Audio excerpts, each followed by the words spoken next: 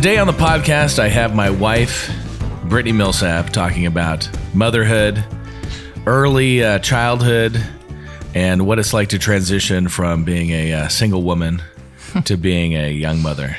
Brittany, welcome to the Black Hole Podcast. Thank you. I'm excited to be here. So you're holding Gunnar. Yeah. He's going to be with us for a little bit. Hopefully he behaves, but he's a good boy. He's pretty chill. Yeah. So tell us a little bit about your experience as a young mother. So far, this first year. Yeah, first year. He's 15 months old, 15 and a half months old. Mm-hmm. I mean, he's pretty easy. I think we're pretty blessed to have such a chill child. So it's been easy in that sense. But I think this first year for any woman is just a wild ride of hormones and emotions and, trying to figure out, especially transitioning from being a wife to motherhood. I think that's harder. Yeah, talk about that. Well, because you go from being able to do, like at least within our situation, I could do everything with you. We could go travel together. I can just hop wherever. And that's always kind of been our life. And I wasn't fully prepared for, no, I can't go. I got to stay home. And I love doing it. So this isn't me complaining about No, this is complaining. Home, but that was definitely the most emotional part for me, was finding that balance again, which I feel like I'm getting there after he's now kind of being a little more independent, because I've breastfed this whole time. And so we were more attached and needed more, Yeah, the way I'd like to approach this today is think about it like you had a 25-year-old daughter, 27-year-old daughter who's pregnant, mm-hmm. or one of your stepdaughters is pregnant when mm-hmm. she's, late 20s or something. Yeah. And she comes to you and says, tell me all the things I should know. Ooh. Right? Tell me all the that's things hard because everyone can tell you all of these things. Everyone's experience is so different. Everyone's emotions around it are so different. And everyone gave me all that advice, but nothing seriously can prepare you until you physically go through it, Well, let's start with that. Start with what you learned. This is just your experience, yeah. right? So just your experience. Let's start with the pregnancy. Yeah. Pregnancy was...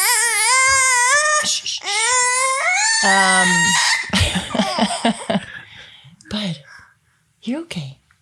Pregnancy was beautiful and wonderful. I think where I would encourage my stepdaughters or future daughter, whatever, is to really tap into your intuition. Because I think today it's so easy to go through this process with a hospital or an OB office. And I'm not saying that's a wrong route to go, but listen to your own intuition with how you really want to go throughout your pregnancy with, in our situation. I didn't love, put him down. Yeah, just put him down. He's being a little wiggle worm. Mm-hmm. Just make sure he doesn't get into that.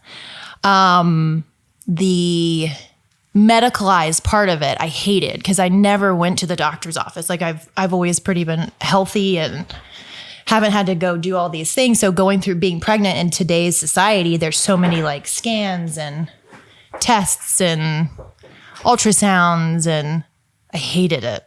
But you can easily get trapped into that, and it was making me not enjoy my pregnancy.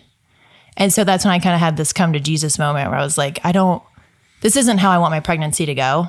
I don't want these people telling me what I have to do, taking all these tests. It's not my thing. So I stepped away from it and, What month was that? I think I was 7 or 8 months pregnant. Was that far along? That far along. So it was only the last couple months that you kind of cut everybody out from the medical establishment, mm-hmm. and decided to just go it alone. Yeah. Like a Viking woman in a cave. Yeah. That's kind of what it seemed like. You just detached. I totally detached. Well, because, when we went for, it was like they have this one scan where they're measuring your baby, and he was measuring a little small. And so the second they label you as like small or big baby, they take you on certain tracks, and they're like, well, you need to come in once a week to do this and twice a week to do that. And that's when I was like, okay, God, what am I don't like this. I don't want to be a part of this. This is something I've always wanted, was to be a mother. And surely this isn't how you wanted this to go for me, because I'm not happy. I'm not joyful about this. Is making me sad to go through this process. But that's when I decided. I just completely detached and thought, I can do this myself. I mean, I was made to do this. Women were made to do this. And I actually want to, this was a deeply spiritual experience for me. And that's where I would say, when I mean tap into your intuition, is really the voice of God guided me to my team, my midwife, my doulas, to have this home birth. Yeah, talk about that process. So you detach from what is today the contemporary medical system, and you try to tap into your own intuition and the voice of God. How do you start to do that, and how does the last 2 months of the pregnancy go? Well, it really happened because they had sent me to a specialist, and he's okay. He's fine. He's just wandering around. My OB office, obviously, were like, well, he's measuring small. We're going to send you to this specialist. And this specialist was throwing out some terms that I was not happy with, that to tell a mother that there's something wrong with her child, which obviously Gunnar is perfectly healthy and amazing. Mm-hmm.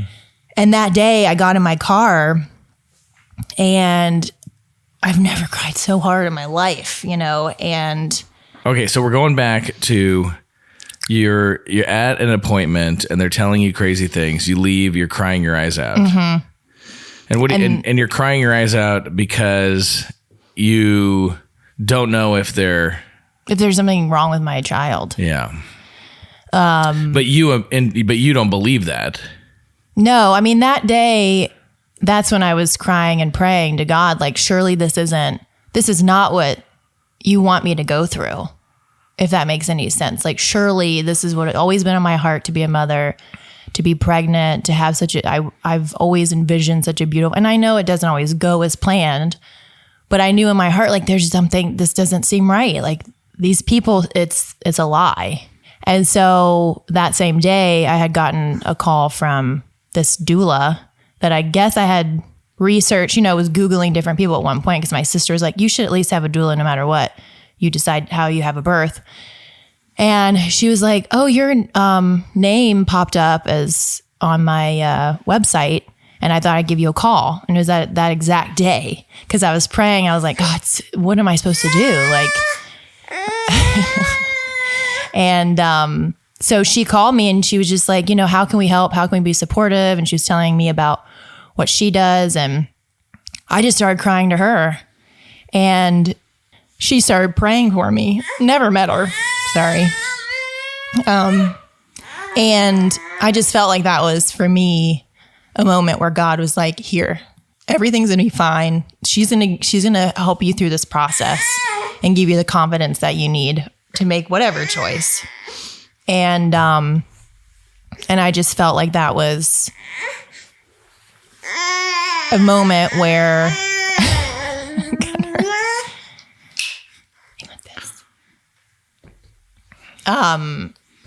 where I didn't really know where I wanted to go with it, but it just didn't feel right where I was, and had several calls with her, and then met my midwife, Hannah, and we kind of all talked through it. And she was like, here's your options. Like, you can do a medical birth. You can do this. We'll be with you no matter what. We'll be your advocates. And so then I just had a dream where I gave birth in the ocean. And so I woke up the next day. I was like, am I supposed to have a home birth? Like a water birth? What is happening? And the second that popped in my head, I instantly felt peace.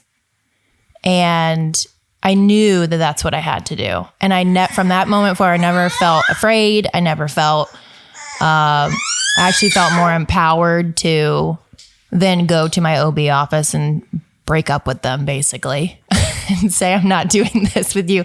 And they tried to, bully me into, that's very dangerous. You shouldn't do that, And, but anyways, that's when I made that shift and felt great about it. Good job, bud. Okay, so then you actually gave birth in the house. I gave birth in the house. Tell us about that. I mean, I think our house was just finished being renovated because I was like 3 weeks before. This house needs to be finished, especially the bathroom because I'm giving a home birth. So, in our bathroom at January 18th at 3 a.m. It's pretty amazing. Tell us about the experience. I didn't want to do any sort of like training because I felt like the more information I had, the more I would overthink it. Like if they, you go in there and you're like, well, this should be happening now and that should be happening at this moment. And I just didn't want to overthink it and have too much information. So I didn't do any sort of training. I had no idea what to expect. I just leaned into letting my body do what it was supposed to do. And like I said, it was... But was that all smooth, easy, exactly what you imagined? I didn't imagine anything. I just literally was like, this is just what I'm supposed to do. Here we go. And I didn't imagine how it would go. I didn't think, the only thing along the way, there were no times along the way you're like, oh my God, what the hell? Honestly, no. I know you heard it, so you probably were like, Brittany's going crazy in there. Uh-huh. But no, I don't remember ever thinking like, the only time that I was like, wow, this is a weird sensation when something takes over your body and I had no control over pushing him out. Like it wasn't like I was telling my body to do it. No different than blinking, right? Yeah. Like something comes over, it's just something's happening and you have no control over it and my body did it for me. You're just along for the ride. Yeah. It's wild. It's literally like I had read this quote, I guess I was, in birthing, you are allowing heaven to invade earth through your body. And that's so true. Like you're being God's assistant and the fact that like you're this conduit of like, okay, and portal coming through, entering into the world.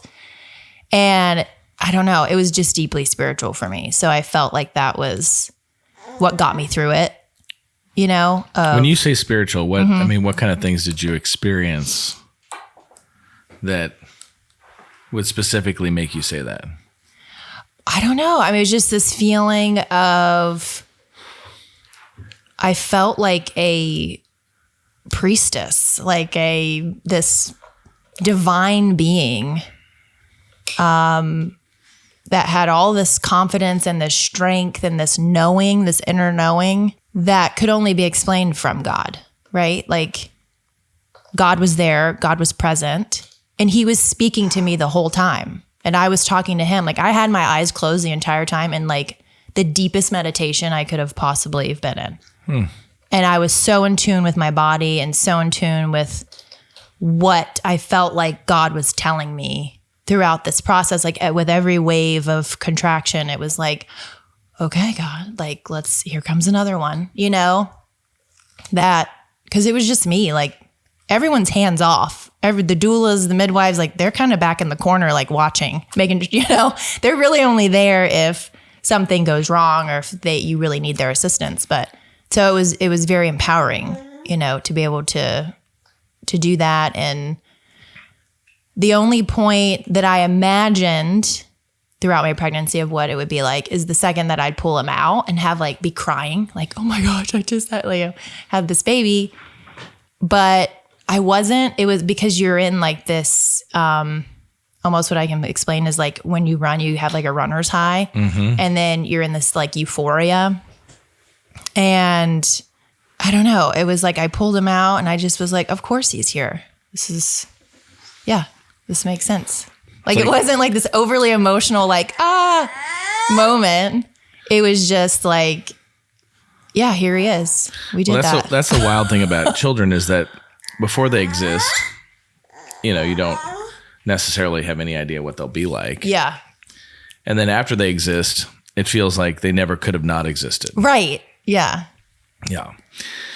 Okay. So now you're a young mother. You've got a newborn. Right. What were some of those experiences early? I mean, early motherhood is pretty crazy. Let's try to find something else for him to play with. That I wasn't prepared for breastfeeding. That maybe I probably should have taken a class on that. But I figured it out, and I had, my midwives and doulas, but Why should you have taken a class? Like, because you're talking to daughters and yes. Because I think a lot of women, you're not prepared for how painful it is in the beginning. Which is why a lot of women kind of give up and they're like, this is not for me. I can't stand this pain. I'm just going to do formula, which is fine. Totally get it. But it's so beautiful once it happens and it clicks and you and your baby can bond over that. So it would be more of like, don't give up on this. Like, this is totally normal. And now today we have so many things that help. Like, I found all these things and I'm like, oh, anyone who's breastfeeding, you need this, this, and this, because this is what's going to get you through it. Those first few weeks of, pain and chaos, which sounds crazy, but it's so worth it on the other side, So then how long did you breastfeed? Like 3 months? We're still working on that. How long did you breastfeed? This whole time. I know. Yeah. I mean, from day one, and he still does it just to fall asleep. So at this point, he's just once a day? Twice a day? Well, once at night to put him to bed. And then he wakes up once in the middle of the night. But it's more for like comfort. Like, he doesn't really want to nurse. He just wants to know that I'm there, which is, I'm emotionally at the point where I'm over it. Mm-hmm. And so this is also another hard thing of like figuring out when to stop, how to stop, because he's so emotionally attached to it, Mm-hmm. And I'm ready to be like, hey, I want my body back. I want my boobs back. Like all these things that are like to get back to feeling like a woman. Mm-hmm. I'm no longer, there's this detachment that needs to happen, right? That we're still trying to figure out, but it's hard because he's but emotional. Talk about the highlights of breastfeeding. Like, what are some of the things that, again, you're giving advice? What are the highlights of your experience? Again, Yeah, this is not for everybody. Sure. This is just your experience. My experience with it, honestly, was the fact that it was giving him so much health. Like the breast milk creates whatever he needs. Like if he's getting a cold or he needs a certain vitamin, it creates whatever he needs. Like it just knows, oh, we need to add a little more of this, take away a little bit of that. And it creates this beautiful concoction that he needs, which was great because I think he had like 2 colds in his first year of life. And it was so wonderful to be able to give him that, like this medicine basically for his healing. When you were growing up, did you ever hear about the fact that women's bodies had the ability to regulate the milk? I had no idea. Yeah. So when did you learn that? You learned that actually During breastfeeding? Yeah. So during pregnancy, you didn't know that. Mm-mm. But then after you started breastfeeding, you started reading about it? Yeah. Started reading about it and learning about like colostrum, which is like the first form of milk that's like this superhuman elixir. Mm-hmm. And then throughout, like even now, like a lot of, people are like, oh my gosh, you're still breastfeeding. But even now it's creating what he needs, if he needs something specific. And it knows that through some sort of sensors. Yeah, through his saliva. Your body is analyzing his saliva. Yeah, because, there's something around, this is probably... No. I don't know. But like something around your nipples that take in the saliva that then calculate it. And then your body adjusts the milk. Even it can adjust the temperature. Like, it's pretty amazing. It's beyond pretty amazing. I have nothing to do with it. Yeah. Like my body is just doing this. Yeah. Which is God. I just don't know how you can go through this process and not believe in God. Yeah. Well, you you can't go through the process and not believe that the universe has consciousness. Right. Right. Because something is doing things for you that requires what we would think of as reflection. Right. And decision from reflection. And all of that would lead you to believe that the universe has personality, which we've talked a lot about, which is ultimately what we mean when we say God. Right. Is the personality of the universe. Okay, so you make it through the early part of breastfeeding, which is painful. You get into the good part, which feels like, again, the release of being a conduit for the heavens. Right? First, you're a conduit for the birth. Well, first you're a conduit for the gestation. Yeah. Then you're a conduit for the birth. Then you're a conduit for the feeding. Yeah. And then, I mean, obviously all along the way, you're being asked by the universe to care for this child emotionally, physically. Right. Right. Beyond just being a conduit. So it's a combination. You're kind of like, you're working with God. Totally. Which is such a gift.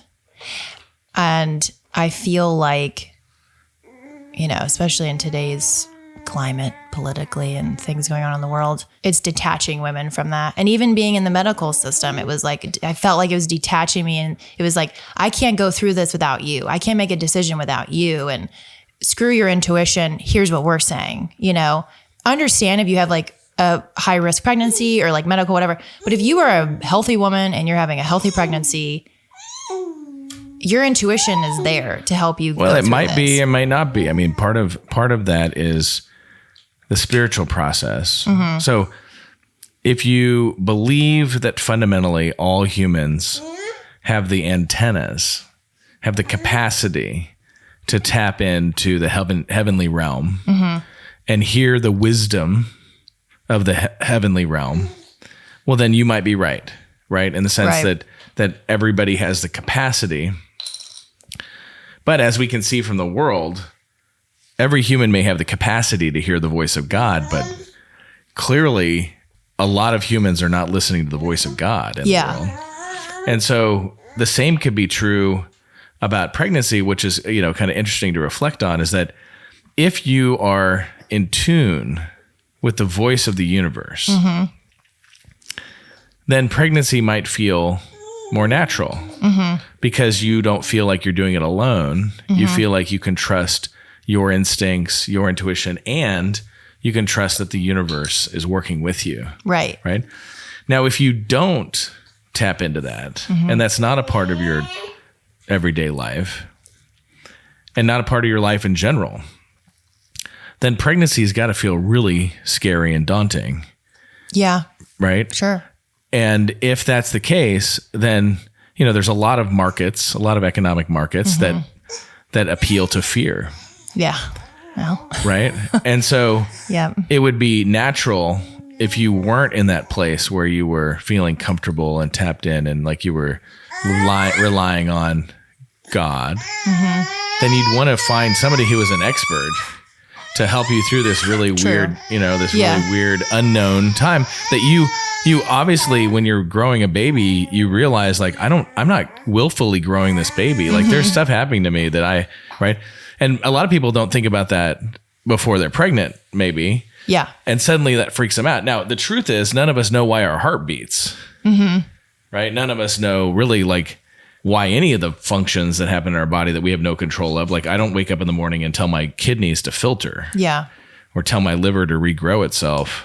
Right. Yeah. I mean, all this stuff is just happening. My point being is that pregnancy and early childhood is really like an opportunity for women to reset their spirituality. 100%.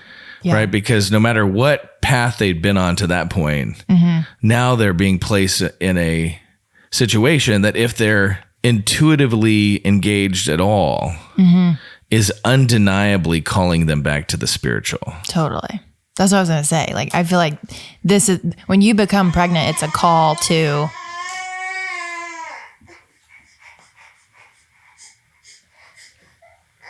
What, buddy?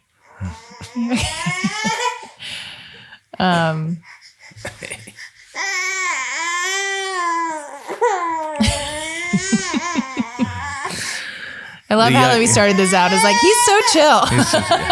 Well, listen, I mean, it's one thing to be chill when you have all your mom's attention. It's true. It's another thing to be chill when, you're not you're asking to be, in an adult space, acting like an adult. Right. Wow, buddy. Hi. You gonna walk? Okay. Come on. Come on. There we go.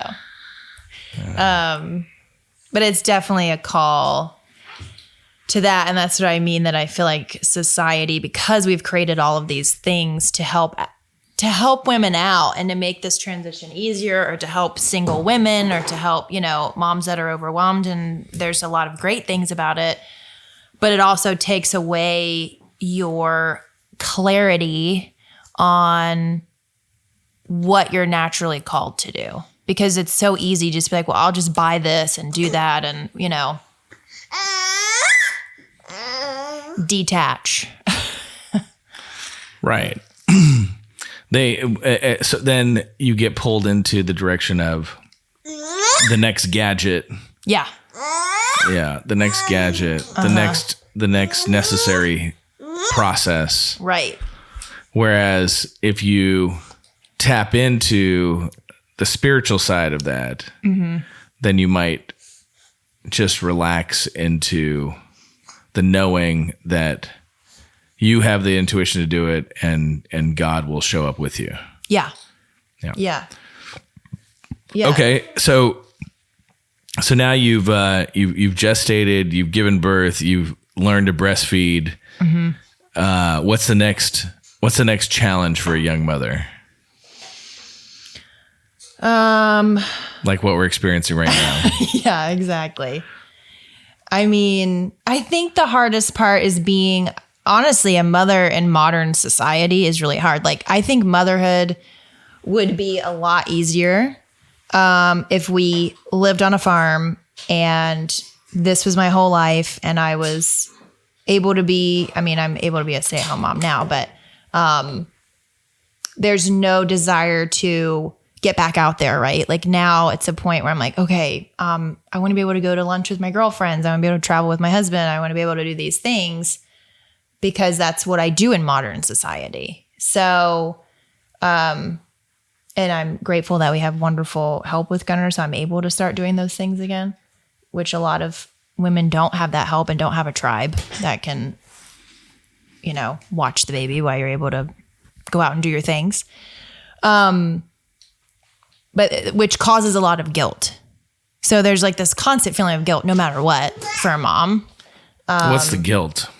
When I'm out, I'm thinking, should I be out? Should I be doing this? Should I be home with my baby? And even, I'm mentally preparing myself for our go away trip where it's just such, as I'm so excited about, of like, okay, if I have these emotions, like I need to just feel them. And I know that he's with someone safe. I know that he's doing okay. So I don't know, because I'm just like in it right now. So I don't know. I think that's the hardest thing for me right now is just getting back to finding, back to our relationship and back to no one really prepares you for that either. I did have one girlfriend that was like, listen, no matter what, like your marriage comes first. You love your children, but your husband and your marriage, because they need that foundation. You need them to be able to see that like, you respect your husband and your husband respects you, and instead of losing yourself in motherhood. So that's a process of when you're finally ready. Like this first year has been like, now I'm feeling less guilty about those things, if that makes sense. Because I feel like I had to get to a point where I'm like, okay, now is the time. This feels okay to start this, for lack of a better word, like detachment. What is detachment? I mean, the rest of his adult life is a series of detachments. Yeah. Right. So, the next piece is he's going to start walking. Yeah. Right. And walking is kind of an early separation. He doesn't need you to carry him. Yeah. I guess in that sense, crawling was even an early separation. Right? The fact that he can feed himself. And, yes. So that whole process is going to continue until he's, he's an adult. And, they say, there's a classic rhyme that says, a son is a son until he takes a wife, but a daughter's a daughter for life. Ah, And so, sense. so there's going to come real detachment where, the men have to go on their own kind of masculine journey, which is really lonely. And sometimes can involve a tribe of men too, which is probably even healthier when you can go on the adventures or go on the hunt with a tribe. Sure. But in general, men have to go make their way, and that is going to be apart from their mother. Yeah. Now, women maybe in a healthier way, or maybe women in their healthiest version of themselves, maybe never have to leave a tribe if they're really taking care of each other. Like, that's mother very taking true. care of daughter, grandmother taking care of both of the granddaughter and the daughter taking care of the grandmother, right? Yeah. And they don't necessarily need to leave that, right? No, and I really don't think we're meant to. Yeah. And I think that's what's caused a lot of anxiety in moms today too, because women don't have that tribe. And there's no sense of community around that. How are you going about trying to accommodate for that? Yeah. You're 15 months into being a mother. What things are you trying to put around yourself, and what choices are you trying to make in your life that to accommodate this new journey? I mean, I'm so grateful that I'm able to have a nanny, because I don't have any family here. Even our stepdaughters live in California, and my sisters and parents and live in Virginia. So I don't have help. So I'm really grateful that I was able to find an amazing nanny. But also because I'm able, thankfully, to be a stay-at-home mom.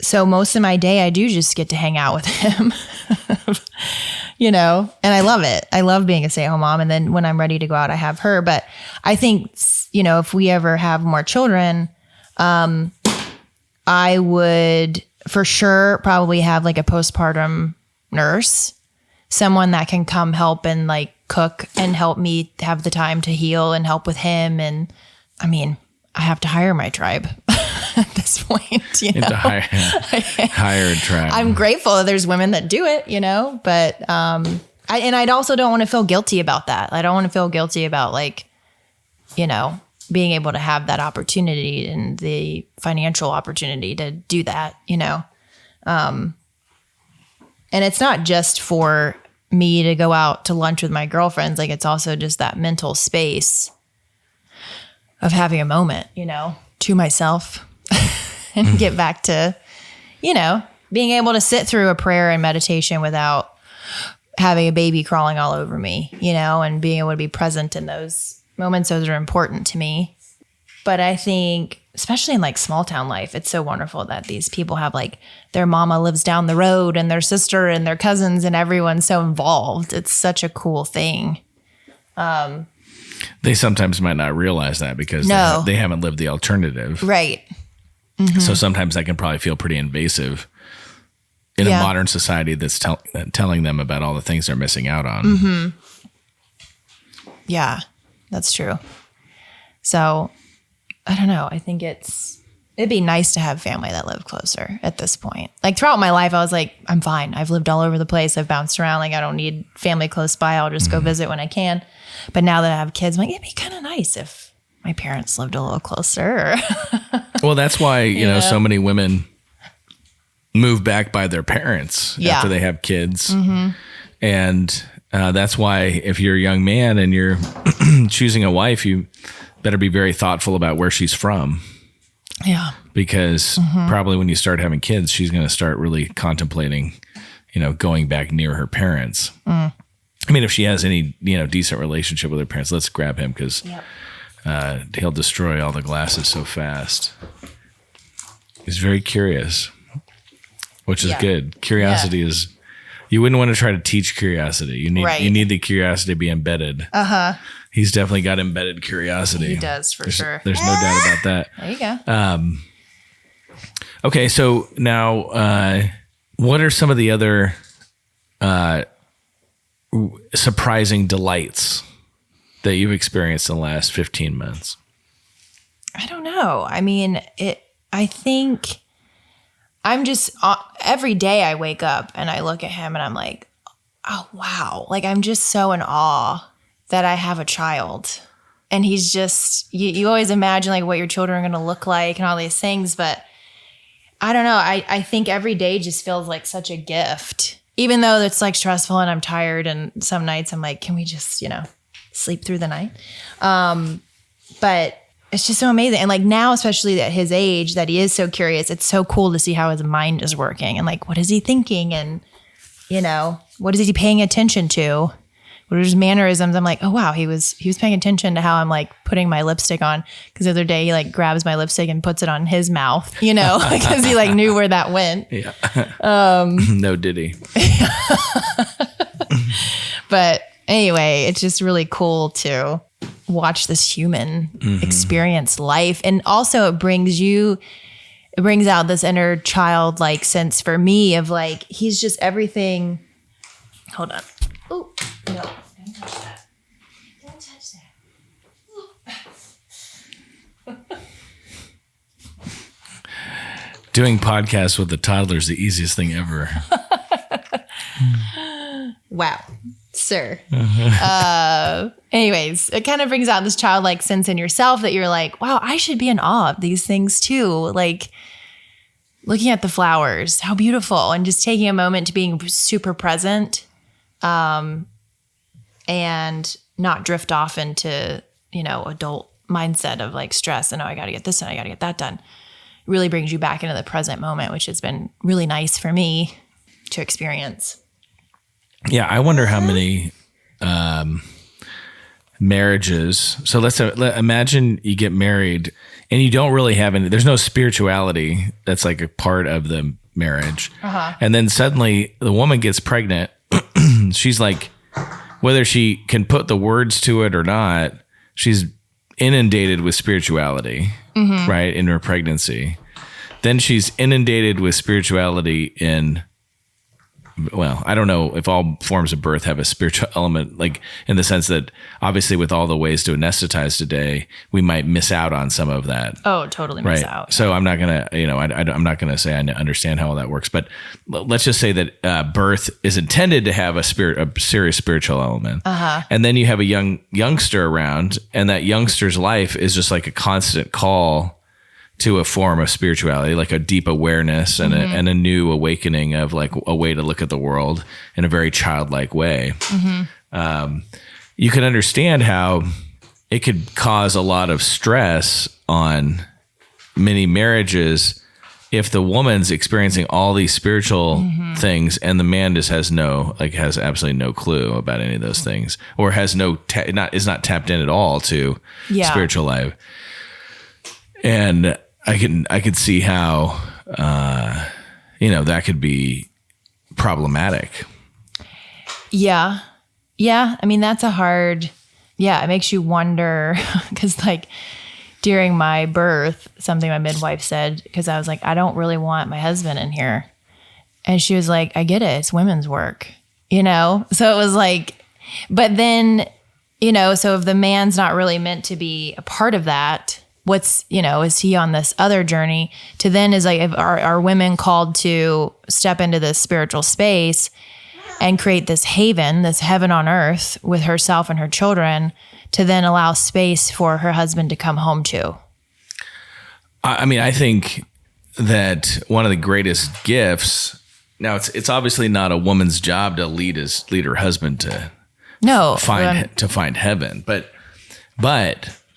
I do believe, and I've read things about this, and I've heard stories from other men about this, which is if a woman deeply engages in her own true spirituality, and she then leads her children by example, and not even by example, maybe following the children too. Like, so the mother and the children naturally live in a place that's very heavenly. Right. Right. And they may not have the same chaos that men have to endure. Right. Right.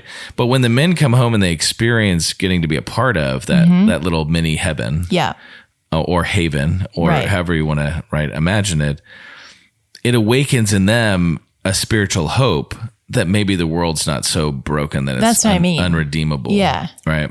And I think that's maybe part of the magic, right? Is that if men go out into the world and they experience things that are so heinous that it causes them to question the existence of God or the meaning of anything, and they come home to a world that is undeniably heavenly, then it may save them from the oblivion of despair. Yeah. And that is quite a priestly calling in that regard. Not that a woman exists and children exist to somehow save the man.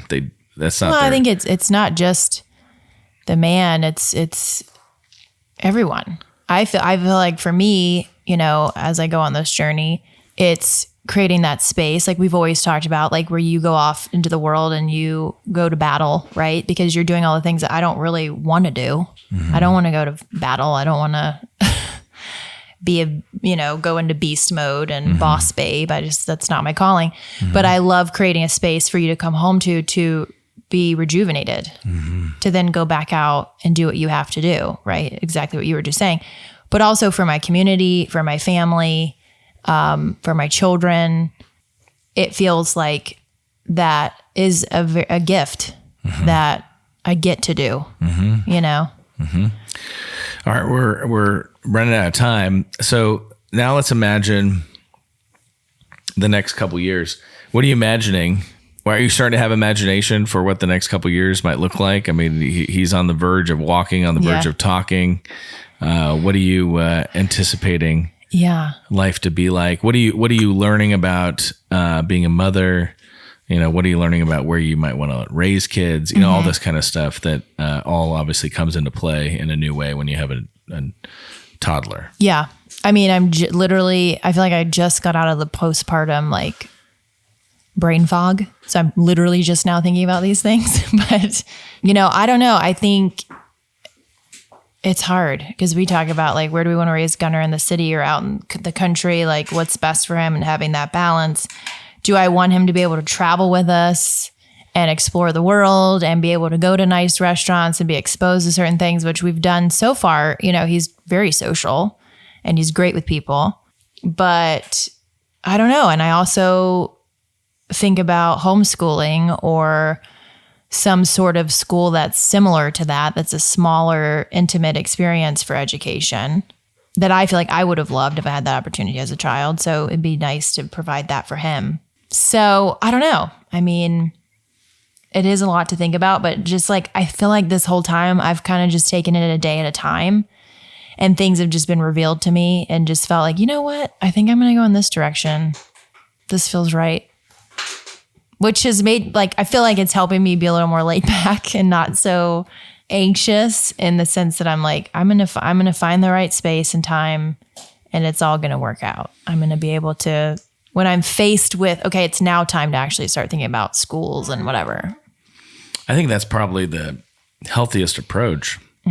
And maybe that's part of what it means to be childlike, is you just live in the present, right? You don't concern yourself too much with the future. I mean, you have imagination for the future, but you don't have anxiety about the future. Yeah. And certainly that's the way kids live.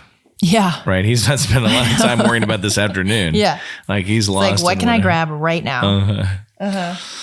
All right. Well, that was a fun podcast. Hopefully we can edit it with some of the interruptions. But, but I think it's fun, and I think it's fun to document these kind of things along the way. It's kind of like a mini journal that you can look back on, listen to, remember this time in your life when, this moment in time that is so special. 10 years from now, when Gunnar's, 11 years old, it'll go by in a blink. My kids recently, we were sending pictures back and forth that were 10 years ago, and it just, did it feel like yesterday? It feels like yesterday, and they were all, they were 9, 7, and 4, right?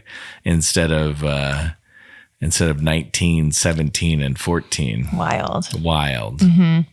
So thanks for being on the podcast. Yeah, thanks for having me. I've been wanting to do this for a while, so it worked out. Okay, good. Well, we'll do another one. Maybe we'll try to do one at least every year as a reflection time for you. Well, it'll be fun. Like maybe when he actually starts talking. Oh, well, that'll be fun too. Well, we'll see how his mind works. Yeah. Good. Well, good luck today. Thanks. Love you. Love you.